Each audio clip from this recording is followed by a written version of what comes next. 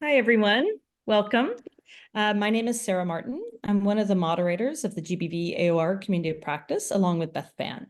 We'd like to thank you for joining us today for this webinar that we're co-hosting with UNFPA on dignity kits and their role in programming for gender-based violence in emergencies. Next slide, please. First, just a few words on the community of practice, if you're not familiar with us, because we know some people are joining who are not members. We are a virtual space for ongoing field-centered learning for people who are working in GBV in emergencies. We currently have over 1,000 specialists from all over the world in our group. It's a platform for both learners and experienced specialists to discuss challenges around gender-based violence and emergencies and to troubleshoot solutions for their work. We provide a place for our members to get support from their peers, to share new resources, to brainstorm solutions to common GBV program-related problems, like understanding the role of dignity kits in gender-based violence. And you can find a lot of our materials on the GBV AOR website.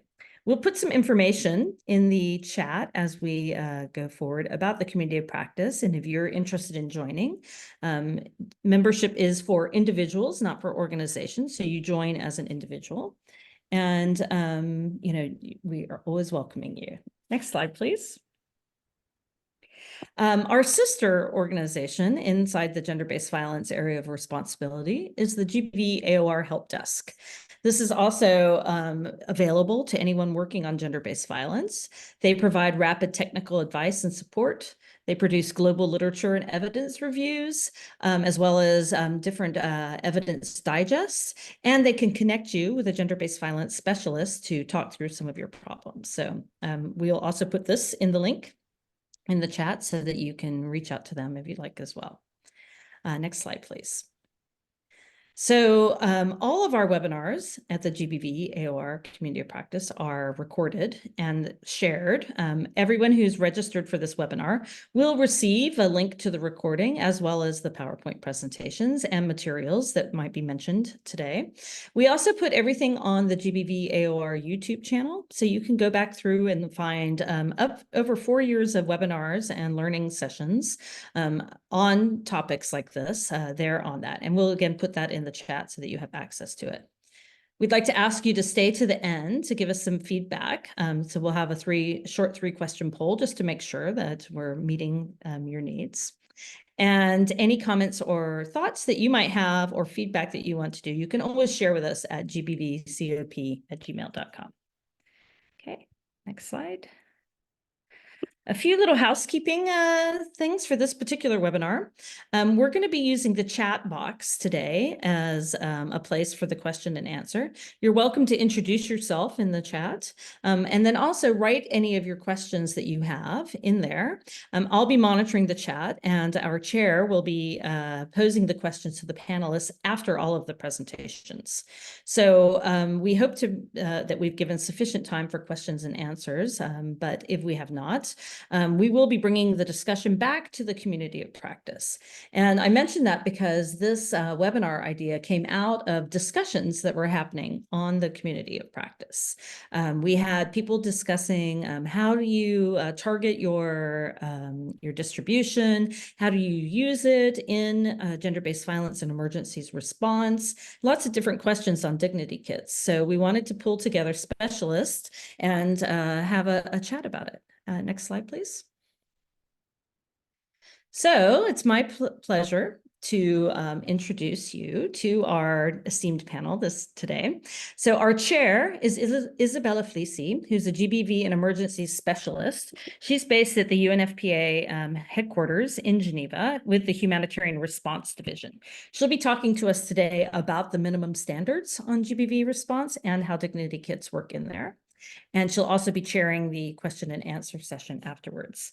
Then from the field, originally Fatima Al-Wahidi the GBV AOR coordinator in Palestine and Gaza, was going to be speaking to us today about that. But unfortunately, due to the events that are happening in Gaza right now, she's unable to join us. But Anna Stone, the regional emergency GBV advisor for the Middle East and North Africa, is stepping in her place. So we're happy to have you, Anna.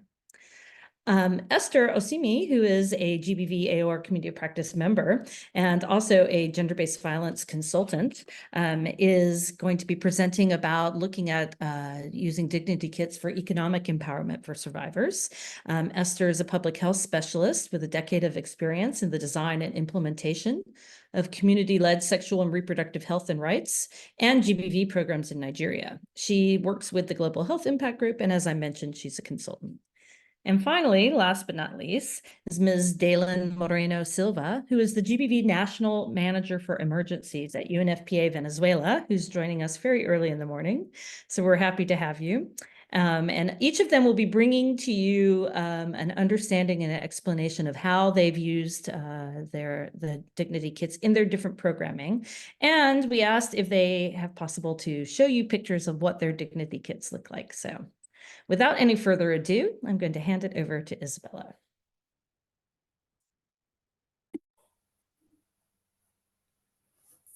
Thank you very much, Sarah, and thank you to the GBViE AOR community of practice for organizing this webinar. I will start with the first part of today's session, of today's webinar, by explaining some of the basics about dignity kits. What are the principles? What are the objectives? May I ask your help to use the presentation that I've shared with Sarah? Because it's not this one. Sorry, just a minute, Isabella. I think that's my error in there. 1 second and I'll put it up. If you could go ahead and start, I'll bring the slides up. Yes, in the meantime, I can start by explaining that the presentation that I will show you today is part of the interagency minimum standards for GBV programming in emergencies that probably you all know and you use in your daily work, in your GBV programming work. So most of the information that I will present today, you can find it in the document, as well the PowerPoint presentation. It's also available in the webpage of the Interagency Minimum Standards.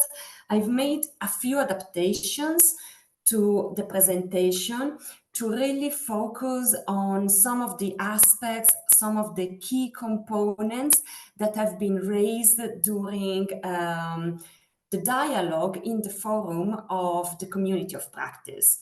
As Sarah explained, this was the main reason why this webinar was organized, because of some questions that were raised in the forum. And so today we are trying to answer to those questions through the different presentations. If we are not able to do it, we have the question and answer time, and we will also follow up later. Okay, so here we are. You probably recognize the front page of the minimum standards, which I'm sure you're all using in your work. Next slide, please.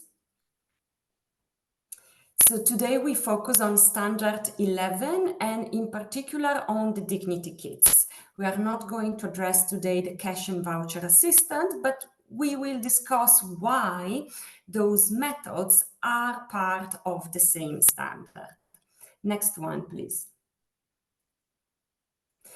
So this picture of the list of standards, including the 10 programmatic standards, it's here to show you how the dignity kit distribution is not a standalone intervention, but it's really embedded in the GBV programming and in the strategy for GBV prevention and response. And this is one of the key elements that we are going to emphasize today, how this intervention, this activity is not a standalone, but it's connected and it's part of all the other standards. And actually, it's an entry point. It's an entry point that allows GBV actors to achieve most of the other programmatic standards, that allows us to reach the community, to start generating a relationship of trust, for instance. So please remember how it is all interconnected. Next one, next slide, please. So the title of this standard, Women and Girls Receive Dignity Kits and/or Cash and Voucher Assistance to Reduce the GBV Risk and Promote Safety and Dignity. In this one, I really would like to focus with you on some of the key words of this definition. As you can see, we have the component of reducing GBV risk. And this is really an essential component of the distribution of dignity kits. And it's at the center of the objective of why we do it, why we distribute dignity kits to women and girls in emergency settings. And the other component is to promote their safety. And let's remember that when we talk about safety, we talk not only about the physical one, but also about the emotional safety. And that's why the distribution strategy, who does it, the staff who is doing it, is essential to reach this objective. And also, of course, the dignity. So giving to women and girls some of the items that other humanitarian actors are not including in their non-food item distribution because it's not part of their mandate or for many reasons. So we really want to focus on the specific needs of women and girls, starting from the menstrual hygiene component, but also other items for their safety, for their dignity, that allows them to continue with their daily activities. Next one, please. Thank you. So what is the purpose of Dignity Kit? So as we said, the purpose is very complex. It's not just about giving some items to women and girls, but for us, it's really an entry point to start working with women and girls, but also to reach out to the community, to start building a relationship, and to identify what? Identify the dynamics, the cultural dynamics of the community, of the population, to identify the risk. And also it's an opportunity to raise awareness. Generally, the Dignity Kit distribution should be accompanied by sessions in which not only we explain and we show the content of the Dignity Kits and how to use the different items, but also to raise some key issues that are essential for women and girls, starting from where to access services, how to access those services. But also we can discuss different topics related with GBV. Of course, it all depends on the community, on the context, what is convenient to do, what it's safe to do, how long does it take within a specific setting to address certain topics that might be a taboo within the communities. Also, another purpose is to share information on the services. Generally, inside the Dignity Kits, there is always some information about the referral pathways, where to access the services, with address, with phone numbers. The information, of course, has to be updated regularly because we know in emergency settings, the services are changing very rapidly. Of course, it also needs to be assessed whether to include those information or not, and it all depends on the safety. That's why the Dignity Kit intervention has to be planned, has to be part of a strategy developed by GBViE specialists, developed by those people who know the most the community and the risk and how to safely approach women and girls without increasing the risk and the threats that they are already facing in a specific setting. The fourth one, it's about reaching women at risk, including GBV survivors, pregnant and lactating women.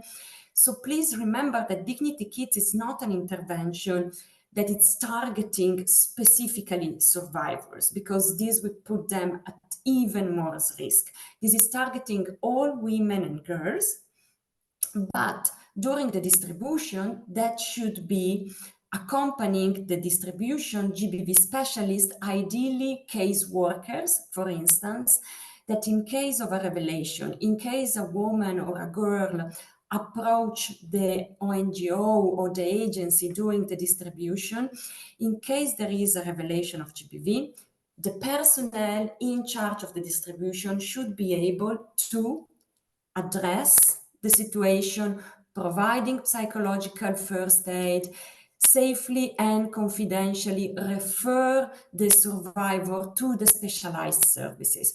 So that's why this intervention really need to be connected with the overall GBV programming and done in collaboration with the GBV staff who should be present during the distribution. And finally, another purpose, and this is one of the examples that one of our panel members will illustrate today, it's about using Dignity Kits as an income-generating activity for women and girls. And we will hear more about this later in the presentation from Esther. Thank you. Next slide, please. So one of the key messages for you today is to really remember that Dignity Kit, it's not a name in itself, it's a method. So the key questions that every organization should ask before starting planning for a Dignity Kit distribution is, why are we doing it? What is the objective? What can we reach? In addition to giving to women and girls specific items that they need, menstrual hygiene items, what else? This is an opportunity. What do we want to achieve with the women and girls? How can we improve their safety? How can we mitigate GBV risk? And also, of course, we need to ask, is this the best method? Is this the best way? Is this the best strategy to achieve it? It could be done, it could be achieved by other methods as well, by other methodologies. We said at the beginning that this standard 11, it's about Dignity Kits, but also cash and voucher assistance. So what is the most efficient method that we can use? It can depend. It can depend. We don't have one answer that fits for all the context and all the humanitarian and emergency settings. It depends on the analysis that you will have to do before deciding which method to use. So remember, establish your objective and then think about what's the best way of reaching it. What is more cost efficient? What is safer? What's the best option for women and girls? What is also less expensive? So those are the key questions that it's important to ask. Next slide, please. Okay. So by providing those essential supplies that are inside the Dignity Kits, the humanitarian actors really have an opportunity to enable women and girls to use their limited access, limited resources to purchase other critical items, such as food, for instance, or something else for their children. We know that women and girls, even in emergency, they tend to put the others in front of themselves first, before themselves. So maybe if there are limited resources in a family, instead of using those resources to buy the menstrual hygiene items, they will buy something for their children. So this is also one of the reasons why the Dignity Kit has been promoted and why they're targeting specifically women and girls. As well, we want to contribute to ensure that women and girls can keep participating in the social life, and they can also receive key protection items and life-saving information that otherwise it would be very difficult to share with them. Next one, please. Next slide. Next, yeah, thank you. So in terms of materials, you're probably familiar with these. Generally, they contain menstrual hygiene materials, soap, underwear, and as we said, the information about GBV services, also the information about what is GBV, and very often information about their rights as well. The way this information is shared, it could be visual, it could be written, it all depends on the context and on the population that you are targeting. They can also include some items to mitigate the risk of GBV, whistles, lights, radios, lockers. It all depends on the content, on the context. So the items have to be tailored to the specific situation. For the assessment and for determination, a few suggestions for you. Constantly and regularly check the relevance of the items. Maybe if the kit was prepared a few years ago for a different crisis, for a typhoon crisis, or for a earthquake crisis, and then we have another emergency, the type of items that we have to include in the dignity kits might change. So keep them regularly updated. In collaboration also with the community, asking them as well feedbacks after the distribution. Next one, please. Some of the suggestions for you to ensure that we can keep improving the intervention of the dignity kits and the safety for women and girls. As with all other GBV intervention, always involve women and girls in the process from the very beginning with consultation, provide information prior to the distribution to make sure women and girls are aware of what, when, where, and how the distribution will take place. The distribution should be organized in an appropriate place that it's safe, and preferably a place that women and girls chose by themselves where to have the distribution. For instance, sometimes it's very convenient to have the distribution in women and girls safe space, because for many women, it's also an opportunity to attend activities at the women and girls safe spaces. For some women and girls, it's very difficult to ask permission to their father or husband or to the male figure of the family to join the activity in a women and girls safe space. And the distribution of dignity kits, very often, we know, it has been used for them, it's useful as a reason to justify the attendance of other activities. Also, remember to involve female staff in the distribution or to hire female community members if this is appropriate.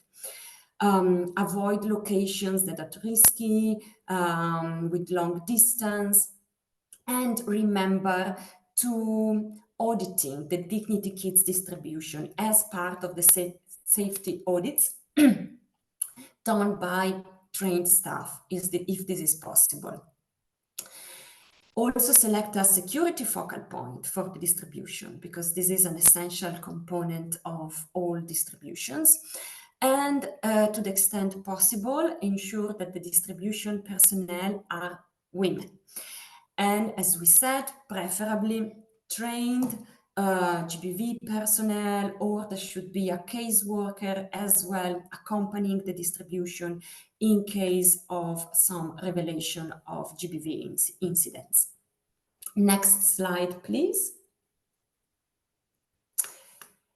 Always remind the do no harm principle. Also in the dignity kit distribution, this is an essential principle. With all the other interventions, with all humanitarian interventions, there is always a risk of harm, even if involuntary harm, to the local population that we are serving. So the do no harm has to be at the center of our planning as well. Humanitarian actors really need to consult with women and girls in order to avoid harming them and to include appropriate measures for GBV risk mitigation.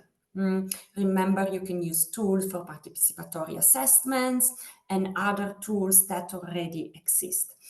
And also when we talk about the do no harm, remember as well all the PSEA, the prevention of sexual exploitation and abuse, that is also an essential consideration that has to be in place for all distributions with vulnerable communities.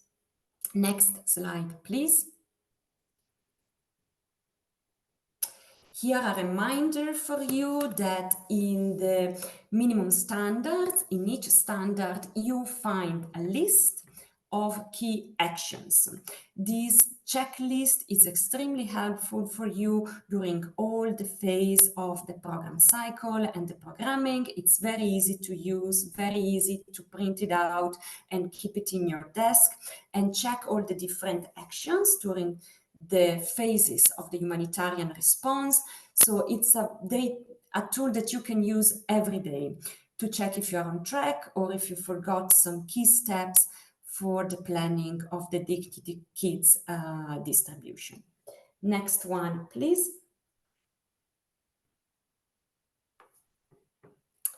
So the key message for us today, before listening to the stories and the examples from 3 countries, the key messages are the following.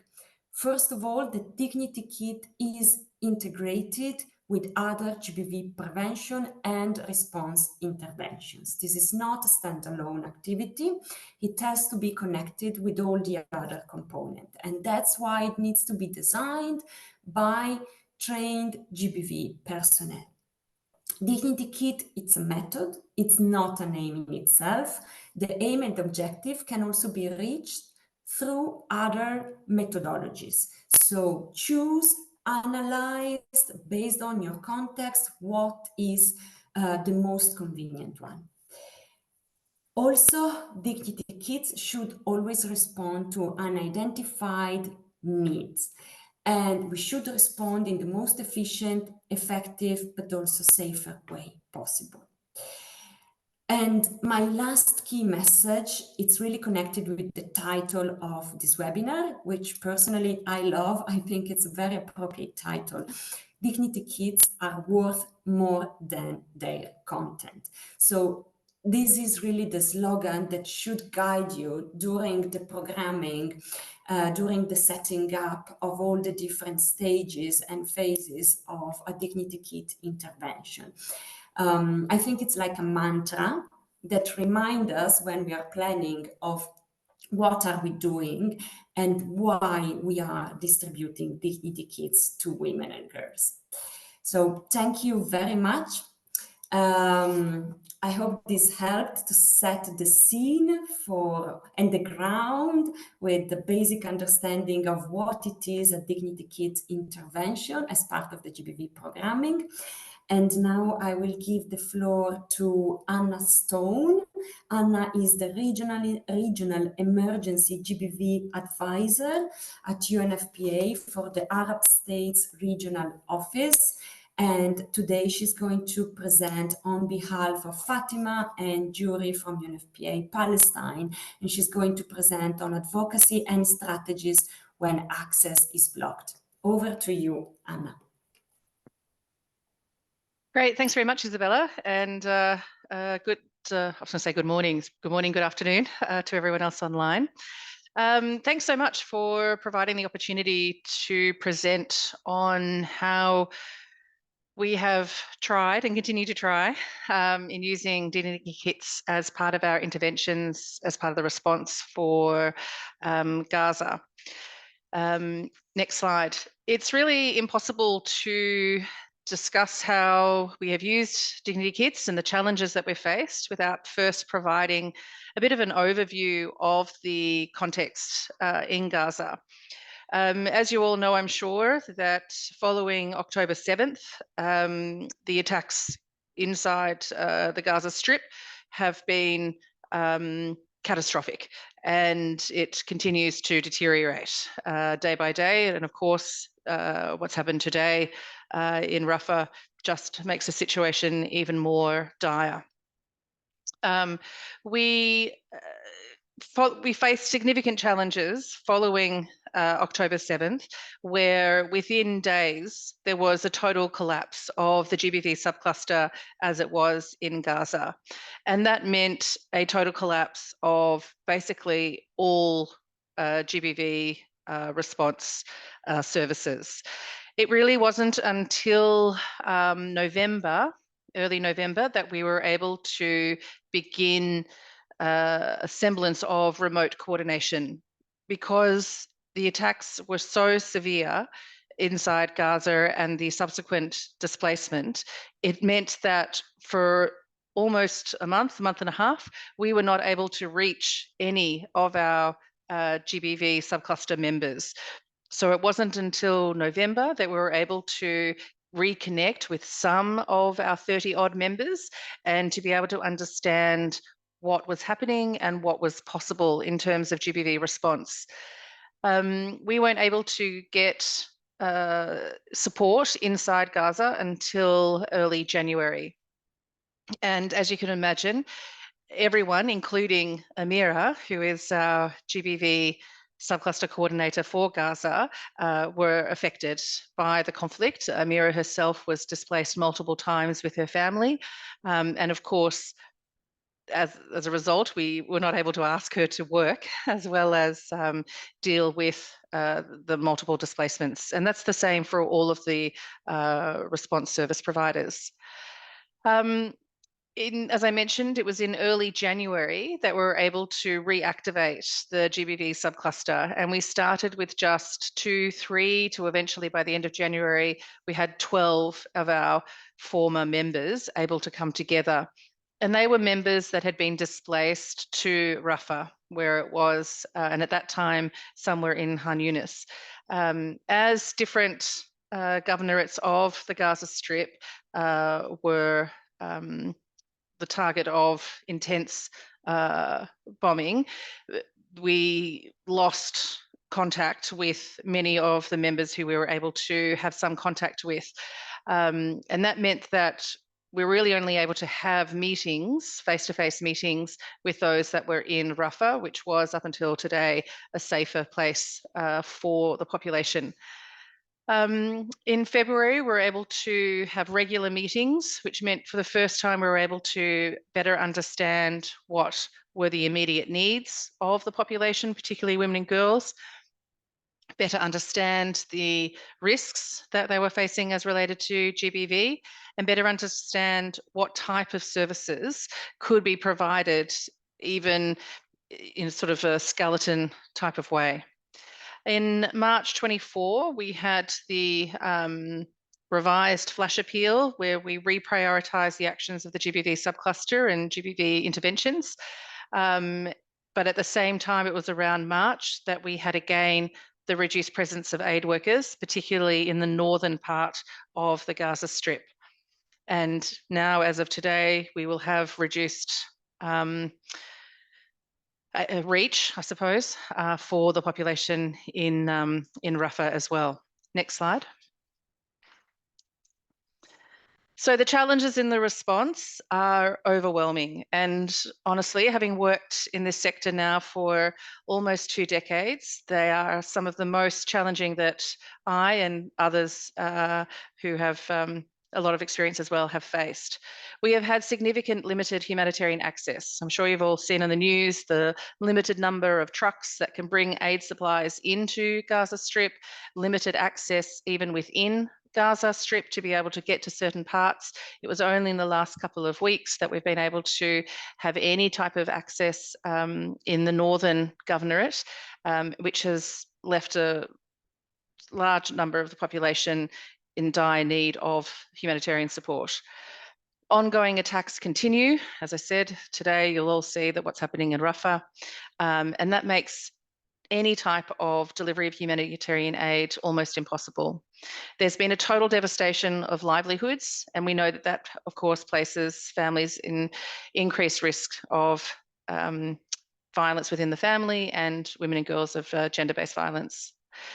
There's limited GBV response available.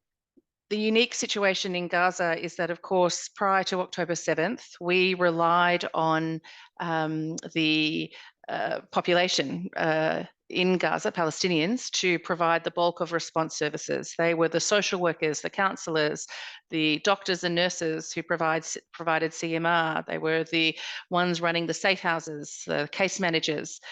And of course, after October 7th, nearly every single person has been affected by the conflict. And that means that our GBV response providers have been displaced multiple times. Many have been killed. Every organisation that we've spoken to has had their offices completely destroyed, and that means a loss of all types of assets and ways of working and places to work. The safe houses have closed down. There were 2 prior to October 7th. They have stopped functioning within a few weeks of post-October 7th. And it's been really hard for them to be able to regroup. There is nowhere that it's possible to provide any real semblance of case management. Hospitals have been targeted, making access to CMR extremely difficult. Those that have been trained in CMR, of course, are having to redirect their skills as health workers to providing support for trauma health needs and medical response. And the response remains difficult. I often say that, you know, those first 2 to 4 weeks of an emergency where it's kind of chaotic and you're trying to work out who's who and what's possible. We're 7 months into the response for Gaza, and I feel like we are still in that 2 to 4 week typical response setting or phase. The information and needs of the situation, it's extremely difficult to capture this. Even within the safe zones, it has been really difficult to get permission to be able to move about in those locations, to be able to conduct any type of GBV assessment or even a interagency multi-sector needs assessment. And as I mentioned earlier, we've had a lot of difficulty accessing the northern governorates. So we are still a little bit in the dark of having concrete information on the specific needs of women and girls. There's also huge challenges in terms of funding. And I know this is standard across many responses, but here we see that again, I think it's less than 2% of the funding that's been received to date has been able to be directed to GBV prevention and response operations. And finally, the mental health needs of GBV response providers is of significant concern. It's really hard to ask someone to step up as a social worker or a case manager or to provide CMR when they themselves have been affected by the conflict, for many of them multiple times, that they have been displaced. Many have lost family members. They are worried about being able to provide for the immediate needs of their family. It's really hard to ask them to now also do this additional work that we know is really difficult for GBV response. Next slide.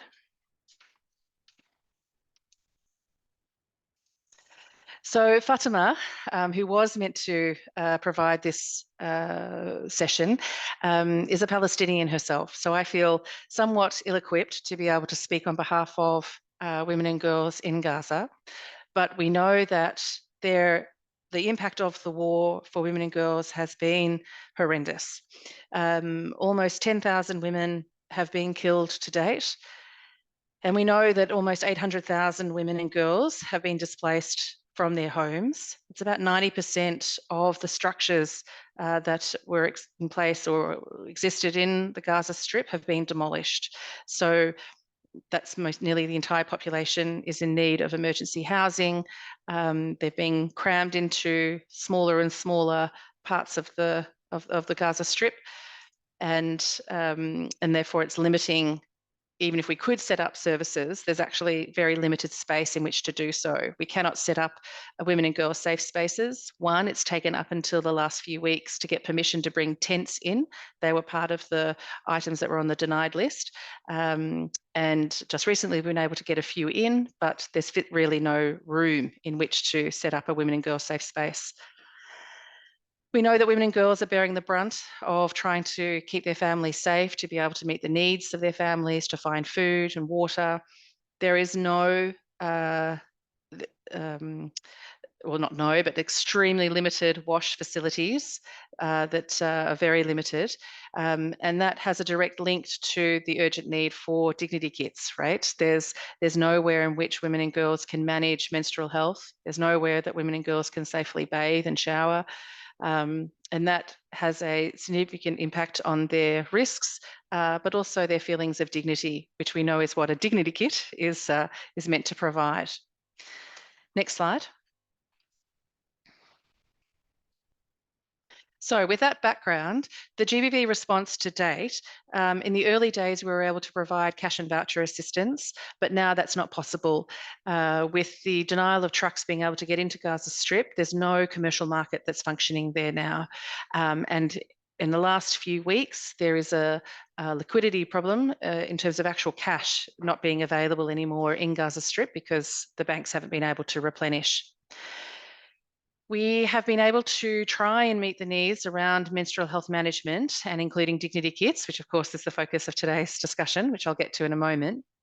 We have tried with some of our partners that have volunteered to restart some of their work that they were doing prior to October 7th in providing psychological first aid.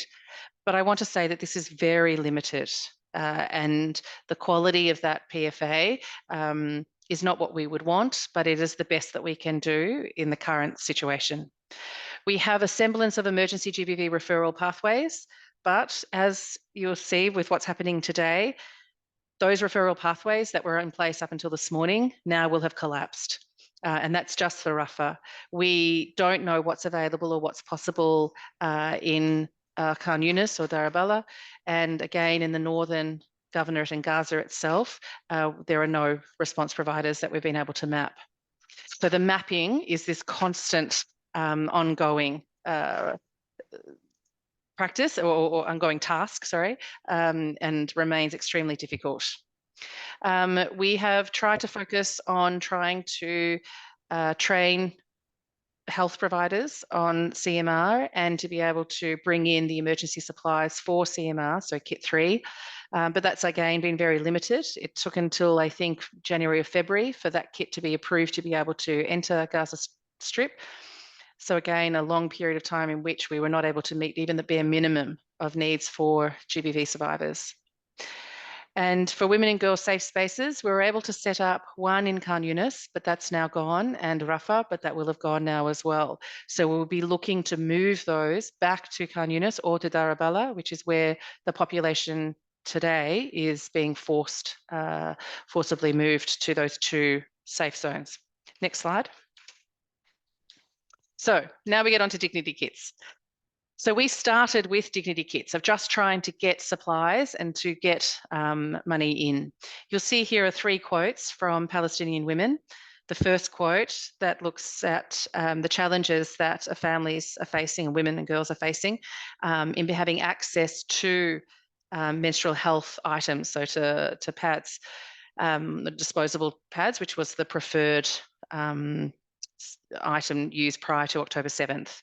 Many women are using cloths that they have, cutting up clothes if they can find, or many are having to use cloth that is not clean because there's no access to water.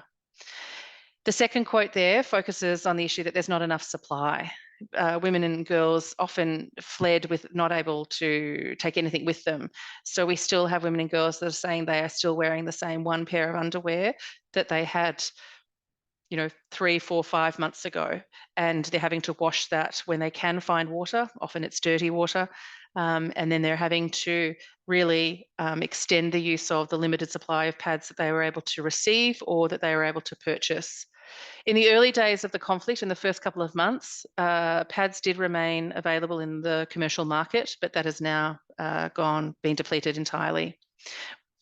And then the final quote there that we have is that here again, using, here's a mother that's cutting up her children's clothes so as to use that in lieu of a pad.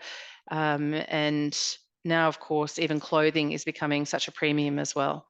Next slide. So in relation to our use of dignity kits, up until April, we were able to just get into Gaza and distribute 271,000 kits distributed. But of course, that's for a population of women and girls of just over 1 million women and girls that are of menstruation age. That means that we estimate that there's a need for more than 4 million sanitary pads are needed every month in Gaza. So if you think that we've only been able to get in 271,000 kits, on top of that, though, I do need to add that sanitary pads or menstrual hygiene pads have been able to be included in the wash kits. So that number is around another 1.2 million packs of pads have been able to get in through the wash kits, in addition to the 271 dignity kits. But of course, that doesn't nearly meet the demand. As I mentioned, there's a total market depletion in the commercial sector, and there's an urgent need for that to start up again. And here we get to some of the challenges. There is a high black market for aid that is being able to get in. So where we've been able to get dignity kits in, and this is not just for dignity kits, but it's for other items that other clusters have been able to take in, that it ends up in a market where it's sold. And that's because distribution is extremely challenging. There's limited warehouse capacity. So once something is able to get into Gaza Strip, it has to be distributed within 24 hours because there's a supply coming in that the warehouse just can't stockpile anything. And that means that because access to other parts of the Gaza Strip is so challenging, we have to just distribute wherever we possibly can. I see Sarah's come on, and that means that I'm running out of time. I'm sorry, Sarah, I see you, and I'm going to go fast. Next slide. So in the initial days, we were able to develop a menstrual health management strategy. And this is where we worked with other clusters, particularly the health cluster and the wash cluster, who were being able to get supplies into the Gaza Strip on the priority list, and it was being approved. So they were able to include more menstrual hygiene management, so pads, into the wash kits, because we were not able to get the dignity kits prioritized at the time. That was by the Egyptian Red Cross, or Red Crescent, sorry, who was leading the response of trucks from Egypt side into the Gaza Strip, into Rafah. Eventually that changed, which was great. So then we were able to get more dignity kits across. And then we hear if we face a challenge. It's been really hard to track what everyone is doing.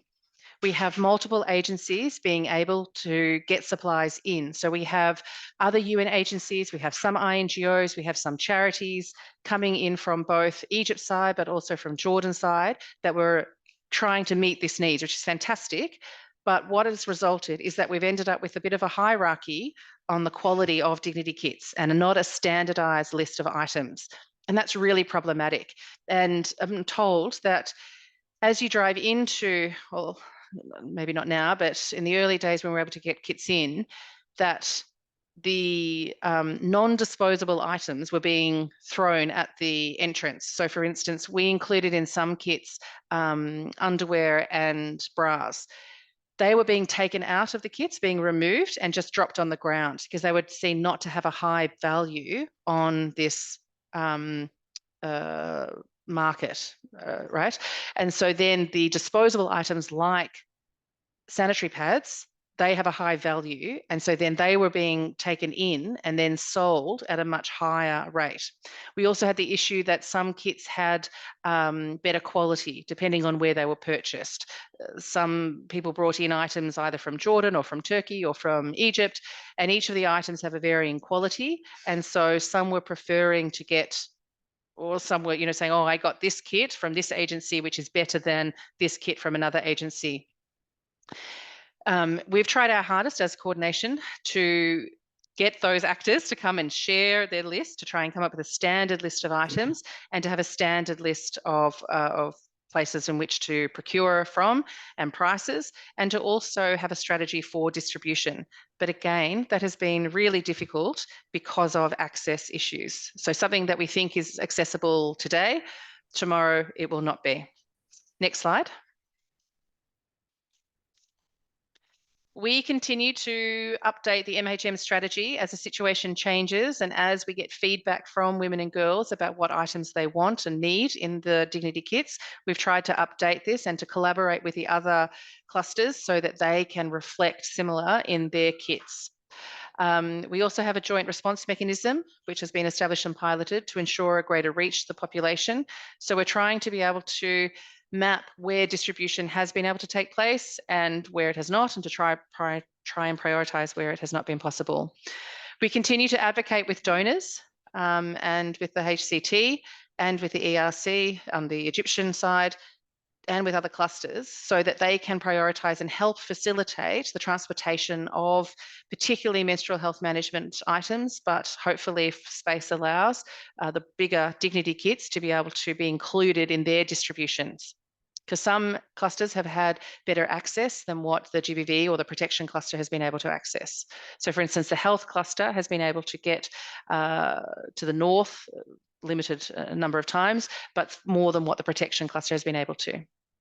And finally, we continue to advocate to try and increase funds for GBViE. The total flash appeal the total amount for the GBViE flash appeal is 47 million for Gaza, 36 of which is for Gaza.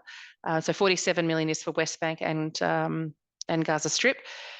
And that includes a significant amount of that is trying to bring the dignity kits back in line with what Isabella, you presented as their core purpose, you know, that value of what dignity kits can provide us as GBViE actors. I'm afraid that we haven't been able to use the dignity kits for that purpose at the moment. We are still in that stage of just procuring and distributing. We haven't been able to use them for the broader GBViE risk mitigation and bringing women and girls together. But that's our hope, and that's what's been included in our plans should a ceasefire or happen or increased access take place. So I hope I haven't gone too far over my time. Thank you again, Isabella, and back over to you. Thank you, everyone. Oh, that's our picture of our dignity kits. Yes, but it keeps changing.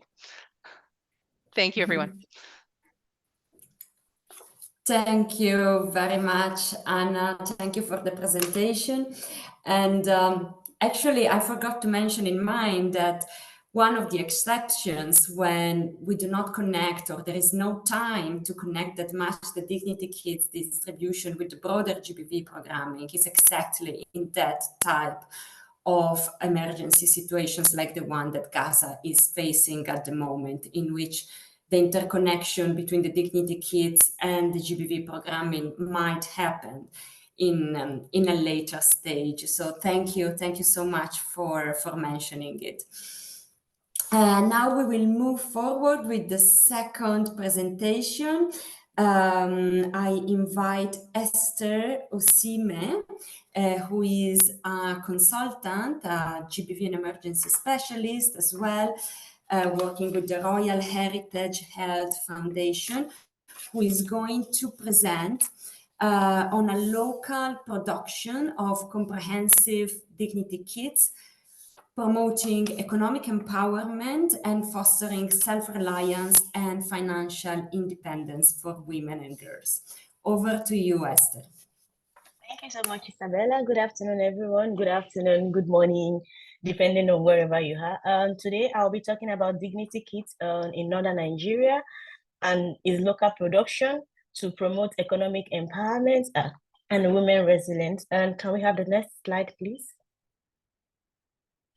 Over the last 2 years, we have the protracted crisis in northeastern Nigeria has caused the death and displacement of over 13 million people, and this displacement has continued to have several impacts on the safety and stability of women and girls.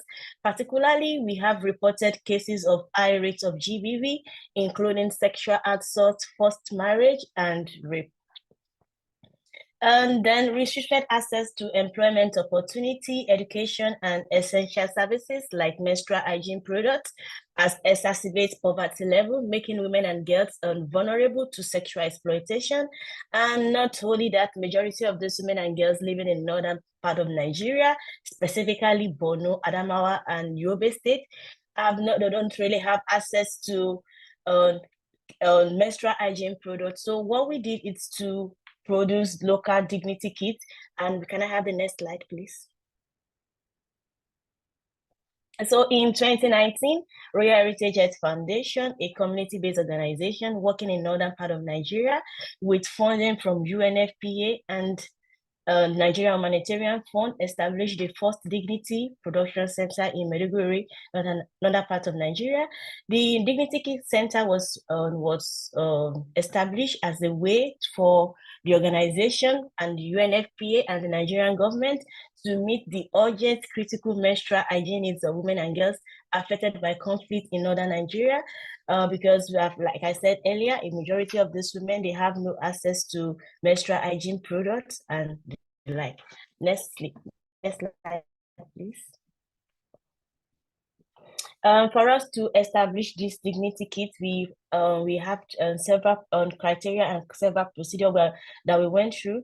Some of these criteria and procedure include conducting baseline assessments. When I think about baseline assessments, whereby we have consultation with the women about the challenges they are facing and the things they think we need to do to be able to overcome these challenges. And then we also conducted advocacy to stakeholders, including the governments of Nigeria.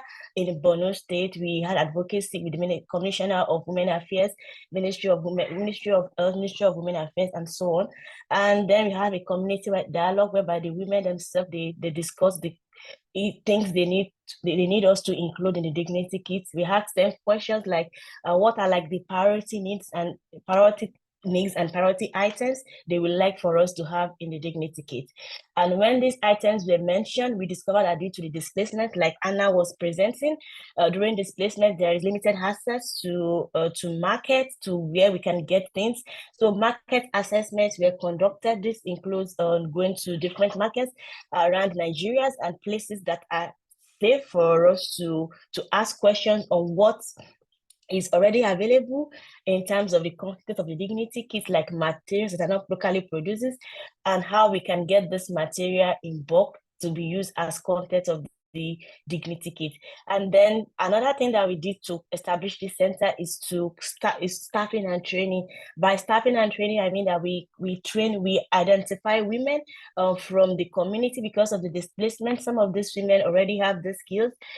Some of the skills that we require in the dignity kit center, is ability to sew, because we started with creating the reusable sanitary pad. These sanitary pads are readily, because sanitary pads are not readily available in the northern Nigeria as a part of the conflict. So we started with establishing a center whereby sanitary pads are being produced by these women. So one of the core skills that we need for people that will work at the Dignity Kit Center is the ability for them to be able to sew.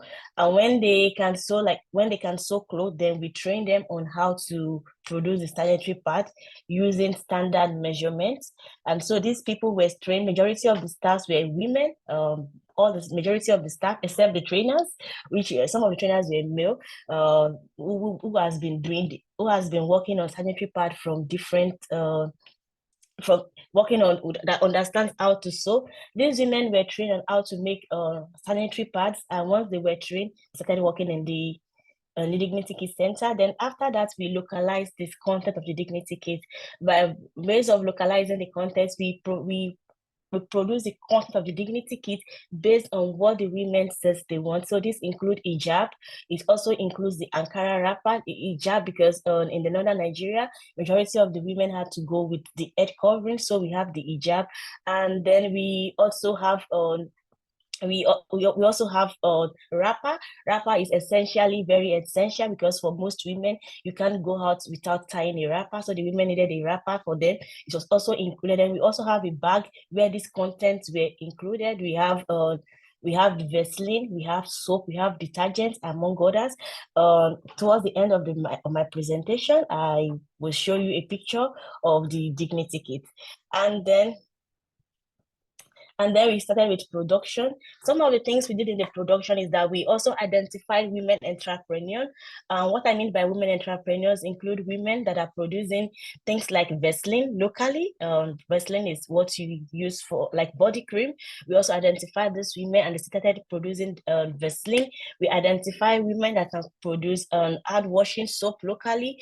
And then these women were grouped together. They formed like a form of cooperative, and they started working in producing this content in months.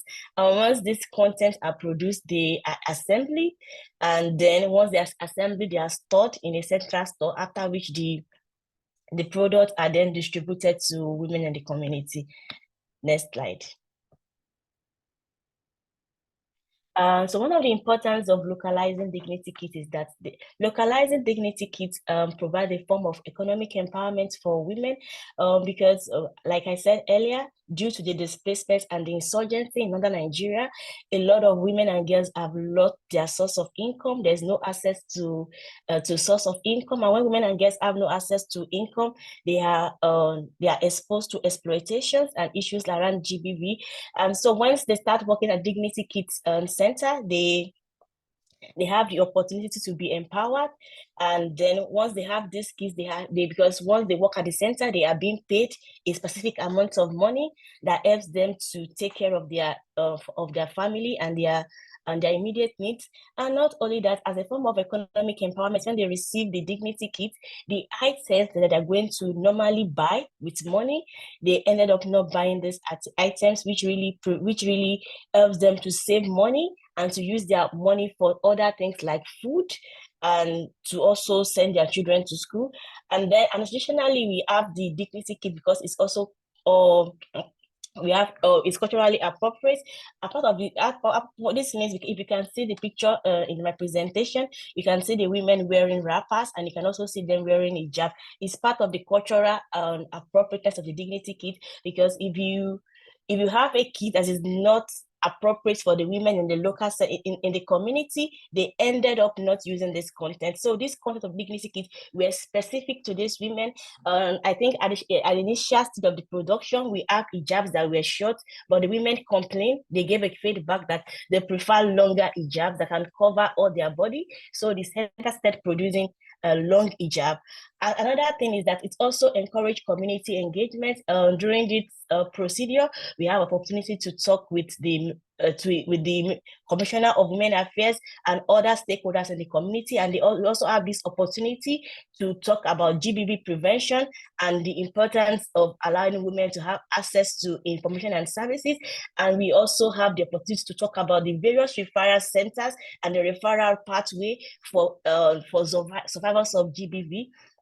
And additionally, we also look at environmental sustainability, the process of importing dignity kits from other countries or from other community, and also commits to CO2 emission, but producing this local dignity kits locally in the center as a way of contributing to economic environmental sustainability, thereby removing CO2 emission and fostering economic empowerment. And another thing that this dignity kit does is that it increases trust and utilization. When we talk about trust and utilization, because the women that are working at this dignity kit production center, they are members of the community. So this makes other members of the community to trust them, to trust what is being produced by them, and it also enables them to use the dignity kit. And lastly, and localizing production of dignity kits also supports local businesses. When it talks about local businesses, it talks about women-owned businesses, and which whereby we purchase some of the items like Vaseline and other things from the women that are local business in the community. By purchasing from them and including this content in the dignity kit, it enhances its use, and it also provide a large stock for women that are producing these materials. Next slide. Esther, just to let you know, we're running a bit over time, so if you can cut any, that'd be great. Thank you. Yeah, thank you. Okay, so I'll talk about success story. We have one of our survivors. We have Fatima. Fatima was a beneficiary of the dignity kit, and she learned tailoring and business management through the program. Through this program, Fatima has now been able to also establish her own small business producing hygiene products, and at the same time employing other women from our community, which is also creating a feedback loop, and a lot of other small business owner having being empowered and being prevented from GBV. Next slide. Can we have the next slide? And then we also have Amina's story. Amina, a mother of 3 from Maiduguri. Amina lost everything that she has due to the insurgency. She became a team leader at the production unit, and as a team leader, her income now supports her children's education, and her family has an improved standard of living as a result of having access to the Dignity Kit and being able to work at the Dignity Kit production center. Next slide. Okay, some of the challenges that we have faced in establishing this Dignity Kids Production Center is that funding. We currently have issues with funding because the funding landscape for issues related to women it's constantly changing, like Hannah had said, and my previous presenter. So securing consistent funding has been challenging. We have sometimes that we have funding, and some other period that we don't really have any funding. And then sourcing for material has also been very difficult because finding reliable local sources for all necessary materials that meet the minimum and required standard can be challenging. At times you buy some materials and these materials they don't meet the requirements, and it has to be returned, thereby delaying the production process. And then we also have issues with training and workforce because developing a skilled workforce is also quickly, particularly in regions with limited access to trainees, is very difficult because at times you need the Dignity Kit product as soon as possible, but you don't really have a lot of women that is working on this center. So these has been our challenges. In terms of solutions, we've been working with other NGOs, government agency, and international donors to advocate for more funding for Dignity Kids Production Center. At the same time, we're also looking at local sourcing network across Nigeria and other regions where we can establish partnerships with local suppliers and explore alternative materials that can comply with quality standards. And in terms of capacity, we're also looking at investing in trainings to develop local expertise, because once local expertise has been developed, it enhances production process and the management. Next slide.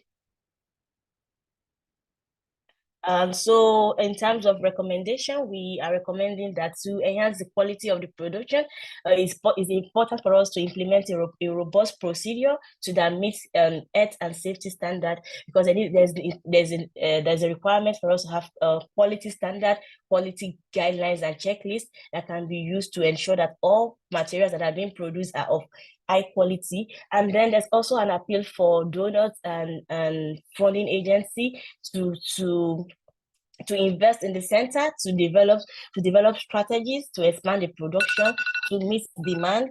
And then at the same time, we are also asking them for increased funding, because once we have increased and stable funding, and then we can continue to have these Dignity Kits that are necessarily available.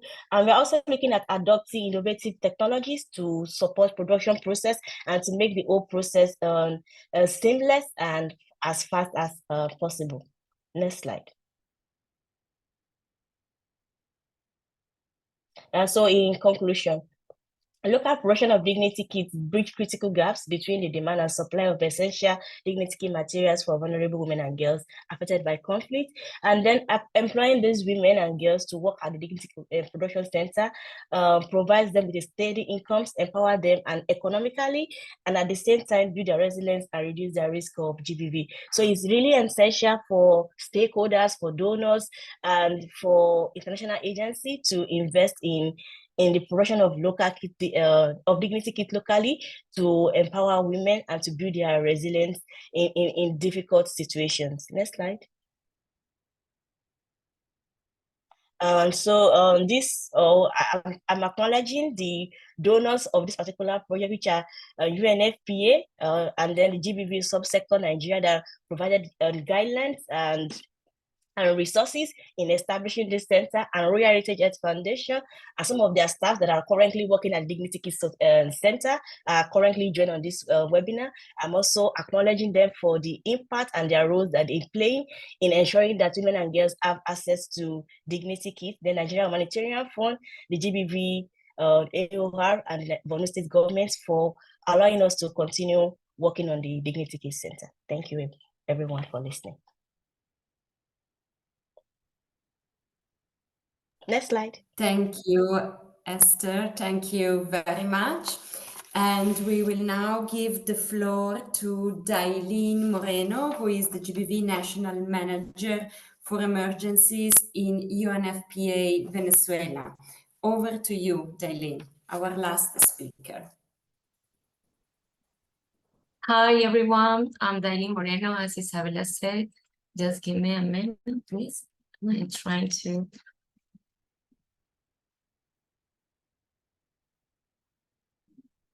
Let's get there, please. So I'm going to talk about the situation in Venezuela, but first, it's important to give you next slide, please. Some context overview. It's important to say that we have an important lot of basic services as electricity, gas, water, public transportations. And this is a product of the complex crisis that Venezuela has been experiencing for many years. Deficiency in basic services have affected almost the entire country, including rural areas where the indigenous communities are located. Women and girls and their caregivers are the most affected by these deficient services. And also, I want to mention that the public transportation problem exposed many women and girls across the country in mobility process to important protection and risk in their journeys as sexual violence. Also, the protection risks associated with mining areas and natural disasters. These include artisanal and large-scale mining is one of the most active economic dynamics and carry the highest protection and risk in the country. Many women and girls, adolescents migrate for their place of origin to the main areas they look at the sur of the country, Bolívar, Amazonas, and Delta Macuros states shares livelihood and them exposed to many forms of GBV.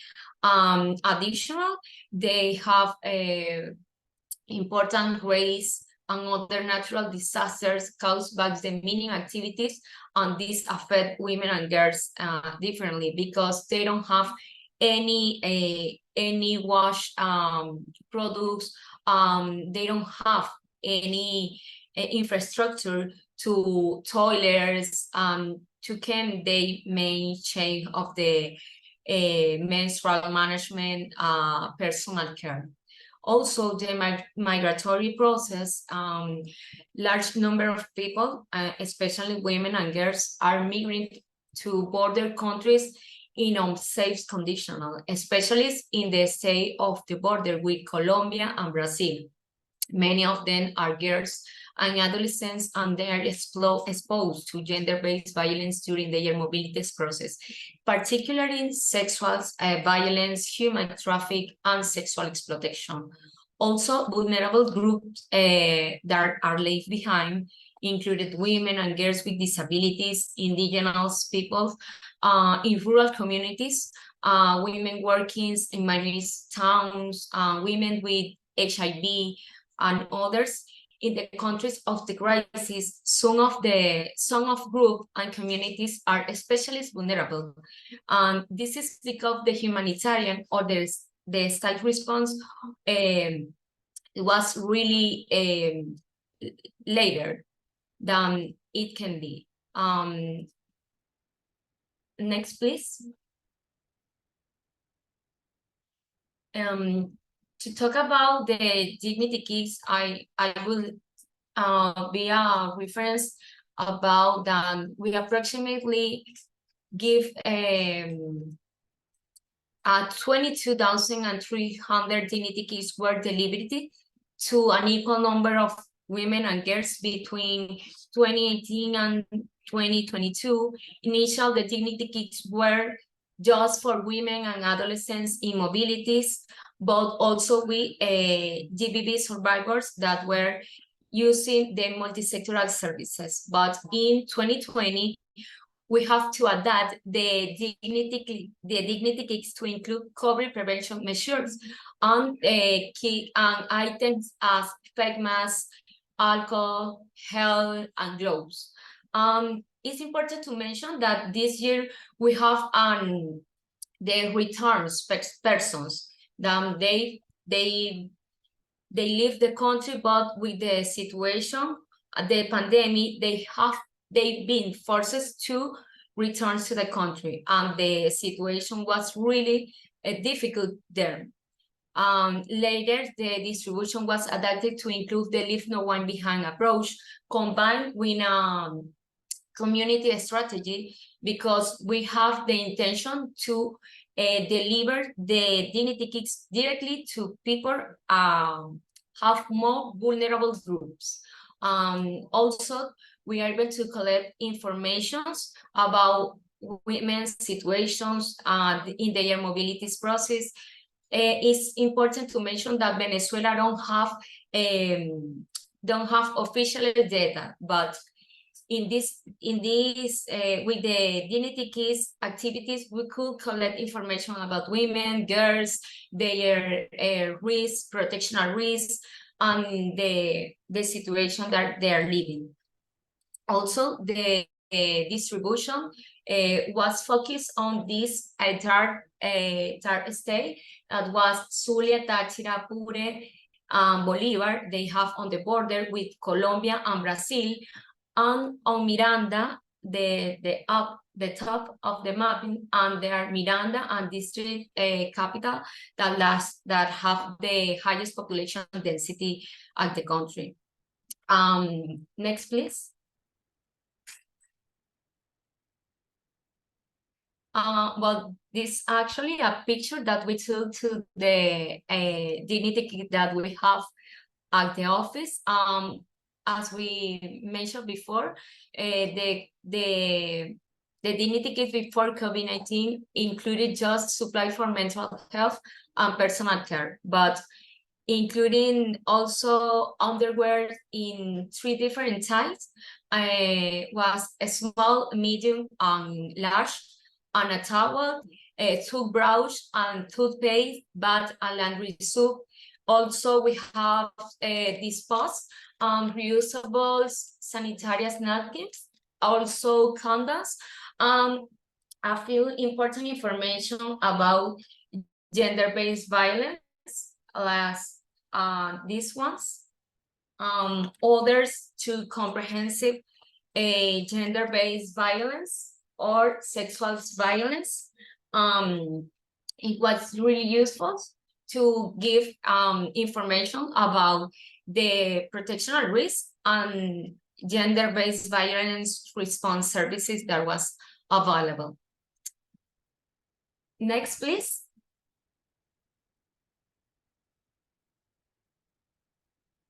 So the dignity kits in gender-based violence were especially to us because UNFPA, UNHPA in Venezuela, in 2018 begins with the humanitarian activities. So they give us the opportunity to integrate the leave no one behind approach, to collaborate with specialized authorities, humanitarians, and community actors to identify the most vulnerable women, following a critical involved context each year. This is because we have to work with natural disasters, sanitary emergency, and the Venezuelan crisis properly. The dignity kits distribution was linked to gender-based violence prevention strategy. Was usually accompanied with awareness raising section and information available services. Also, we worked with the Safe Space Women and Girls program. As we mentioned before, we use this space to identify most vulnerable women. Also, this gives us the opportunity to make to talk about the gender-based violence prevention method and menstrual health, and also to give information about some protectional risks. Was important to show the community as human trafficking and sexual exploitation. Next, please. So with a challenge in reaching indigenous women and girls, before I mentioned that we work with women indigenous people and people with disability. But in this case, we work with Yukpas, Wayús, Añú, and others indigenous community. But the first or the principal challenge that we encountered was a language barrier. It's important to say that most vulnerable women and girls in the indigenous people often speak a little to no Spanish. They just speak their mother language. Also, it's important to reflect that most of the humanitarian intervention is not properly translated into their language. Also, we have the situation, the normalization of physical violence. It's important to say that especially in children, adolescents, and women. And this gives us the opportunity to speak about what happened with the harmful culture practice, and to speak then to their rights and the information about gender-based violence and sexual violence that it's really difficult to speak them in an indigenous communities. And also with gender inequality, it's important to reflect that social practice and patriarchal traditional sets difference in powers and access to resources between women and men. And these who have great responsibility of accessing resources and services outside humanitarian space. Also, we have the situation of limited access to protection institution. It's important to say that because in indigenous communities, they have their own rules in some indigenous cultures as Yukpas. This can consider an offense to the indigenous norms. It's important to reflect too the indigenous communities are so far away of the where the protectional services are available. Next, please. To overcoming the challenge, we have to collaborate with the figure of cacique to establish a partnership with the figure of cacique. Is a generally male communities leader, but we have to explain him step by step was the activity that we have to care of the community, to explain the gender roles, to explain then the menstrual management, and to give some information about gender-based violence services and safe pathway. This is really important to reinforce the confidentiality.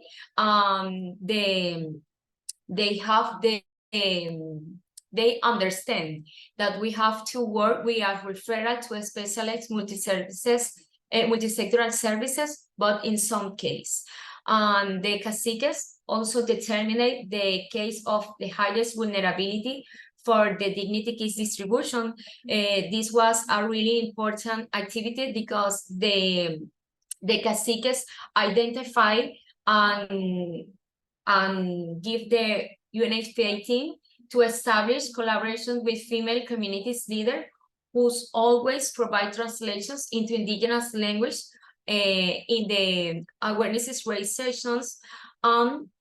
These sessions focus on gender-based violence response services and pathway for safe referrals, and to promote self-care and mutual care, and the women-to-women support network.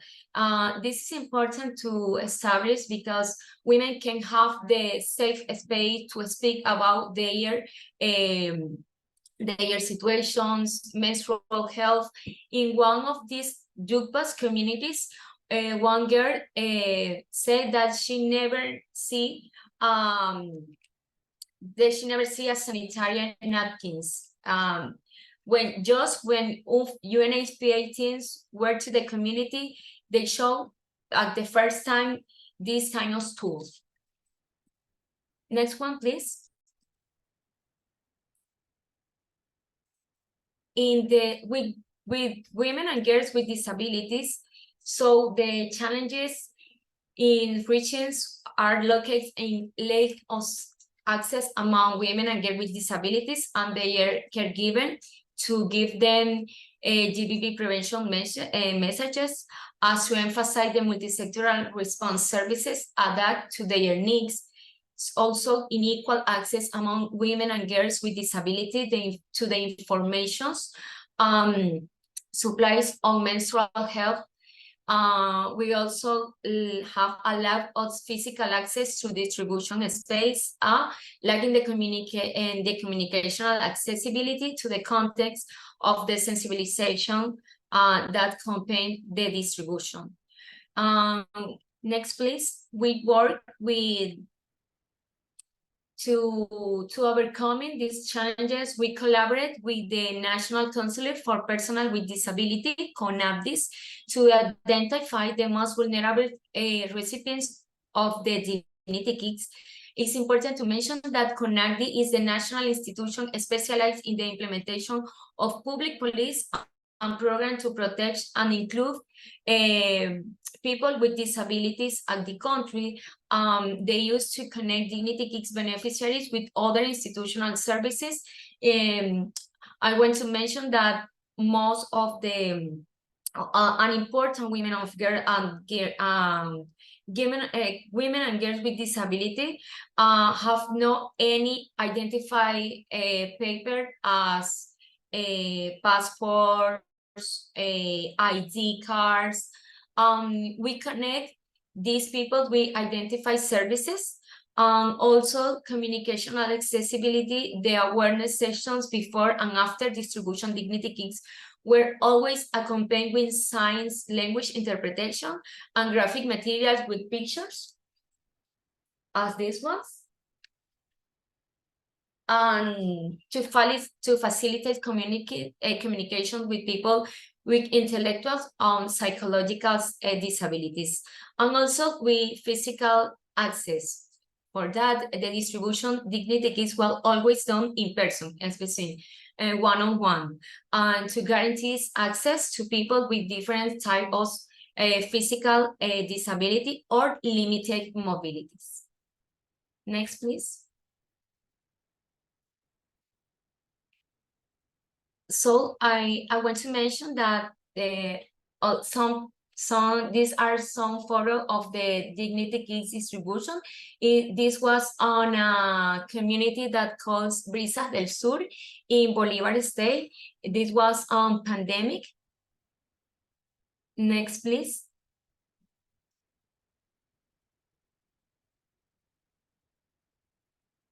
This was in Apure State. Directly in a community that we are working with the CONAPDIS. We were working with a safe space, women and girls, and in this time we make mixture sessions to give them dignity kits. Next, please.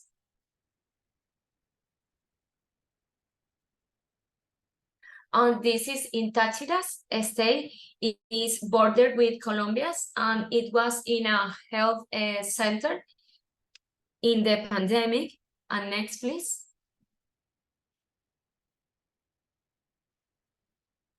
And also we have the reflect to give the awareness raising sessions with the reusable tablets.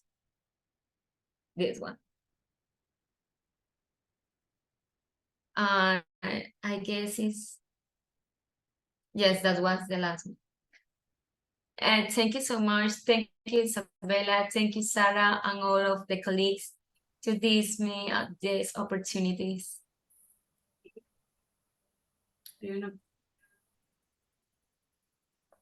Thank you so much, all of you. I'm going to turn it over to Isabella. We're going to just extend for 10 minutes to answer a few questions. Thank you, Sarah. Thank you, everyone, for the presentation. We had a very interesting debate in the chat. There are a lot of interesting questions. Unfortunately, we are not able to address all of them today with the panel members. We will respond those questions that we are not able to address today in writing following up to this webinar.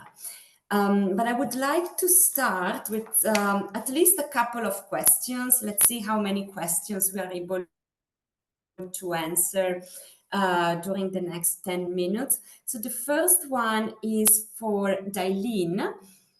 Dailene, you received a specific question from in the chat from someone from the public. They would like to know about the information on the services that you included in the Dignity Kits. Those information were about all the services available in the area or only UNFPA services. What services were included in the information that you shared with the communities, with the women and girls? Over to you. Thank you, Isabella. Thank you, colleagues. We include information about UNHPA services that treatment, case management, psychological support, legal aid, but also rate of management.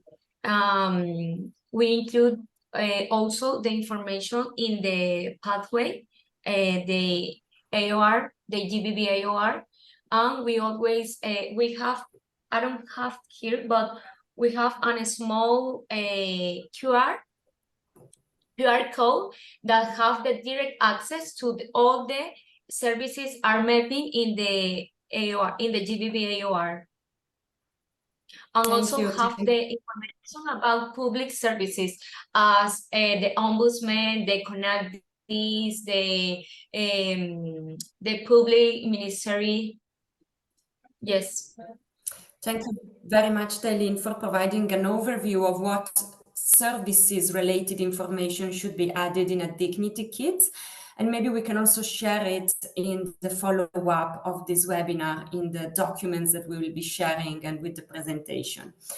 I would like to take another question that I think it's addressed to everyone in the panel. Maybe it's more a question related also with coordination with other actors. And it's about how to avoid duplications. So we know that other actors as well might be distributing menstrual hygiene items, for instance, wash actors. So how do you avoid duplications? How do you coordinate with other actors in your settings? Maybe I can jump in first. This question is for everyone. Who would like to go first? I can jump in first. I think in terms of coordination and avoiding duplicating the services that are being provided, for us in Nigeria, we have the 5 Ws that we submit every month. So the 5 Ws talks about what, where, who, and where of what GBV's actors are doing in each location. So every month, all actors fill this 5 Ws, and then it's submitted to the GBV coordinator. So the GBV coordinator have like an overview of the activities and the services that is being provided by each GBV actors. And then secondly, all organizations providing GBV services are directly involved with the GBV subsector. So at the GBV subsector level, we have coordination meeting monthly, and then there's also information whereby you can get information about these activities that are currently ongoing at the sector level.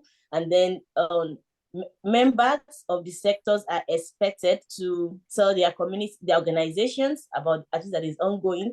This has helped us to avoid duplicating efforts, because then when you want to also conduct activities like distributing the Dignity Kit, this information is also shared with the sector, so that everybody knows that this particular organization is distributing Dignity Kits in this location to so number of women. So these are the approach that we have used to prevent duplication of efforts.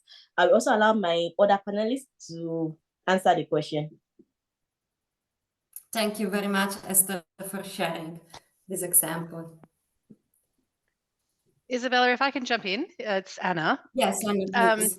Just as people would have seen in the comments, there was initial bit of a panic for the Gaza response about this, oh my gosh, duplication, what do we do? And then we all looked at each other, us as GBViE, but also health and WASH clusters and even shelter, to be honest.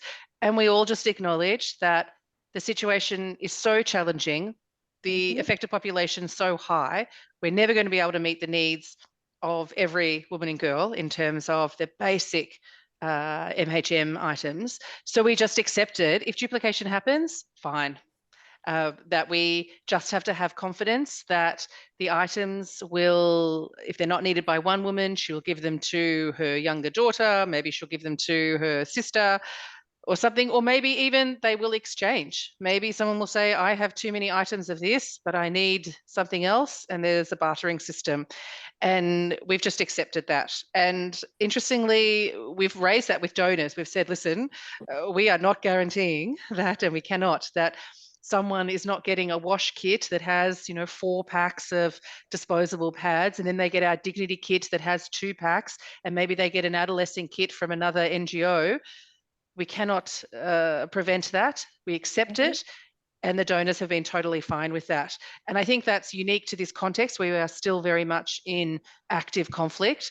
I imagine in a more protracted situation, donors would be less okay with that. But for us, acknowledging it, accepting it, and actually being okay with it was the best decision for us. Thanks. Yeah, thank you very much for sharing, Anna. Teline, do you want to add something on your context where probably donors are not that understanding with overlapping duplications? It's hard, but it's a really good question because in Venezuela, to explain a little bit context, we have 11 prioritized state to the humanitarian response. So that means that all of us being in that state, just so principally in borders areas. So all of are there. In the pandemic, just we have a common planification with UNHCR, UNHCR, and UNICEF. So we work together to the activities, separate the populations, give girls and women, children, men's and older persons. This strengthened our humanitarian coordination and also was a really good practice in front of the institution that they don't want to all of us were around the activities and the centers. And that's why a really key message to the strengthen the humanitarian coordinations in those areas. It was a really important situation because we are working there with returners peoples. So it was a different situation. Thank you very much, Teline, for sharing. And as we can see, the answer to most of those questions really depends on the context and on the setting where you're working. So we're really running out of time. Thank you very much for staying longer. I will give the floor to Sarah for some final remarks and for the closure. Once again, thank you to our 3 panel members for bringing so much experience from a from very diverse settings and humanitarian context. We have learned a lot from each of you. Thank you. Thank you, Isabella, and thank you, everyone. Shiva, if you could go ahead and put the poll out. We'd love to hear a few minutes from you, just from you for our evaluation purposes. We all love our monitoring and evaluation data. And as we hear back from you, I just want to thank everyone who participated in the chat as well. It's always great, and I'm sorry that we ran out of time to answer all your questions, but there was just so much interesting information, and it's so hard to cut people off during these times. We will answer these questions that were to the best of our ability in a written format and send it to you. And we send you the PowerPoint slides, a couple of the manuals that have been mentioned, and the recording of this video. We encourage you to come join us on the community of practice to continue discussing this. We'll put together a Dropbox of these materials that you can access, and maybe we'll even come up with some new materials. I would love, as I was mentioning before, a global database of information, education, and communication materials, because everybody always is looking for more examples, and it's very hard to find those. So anyway, if you have an idea of something you want to talk about on the community of practice, let us know. This came out of members' questions and members' discussions, and we are always willing to work with you to present a webinar or to find the answers to your questions, or get our colleagues at the help desk to help you as well. So thank you all again very much. We really appreciate your patience. And for those of you who stayed all the way to the end, thank you again so much. And we look forward to seeing you and hope to see you again on the community of practice. Bye-bye. Thank you. Oh, and thank you to Shiva. Bye. Runs everything in the background. Thank you, Shiva. Thank you, everyone. Thank you, everyone. Thank you. Bye.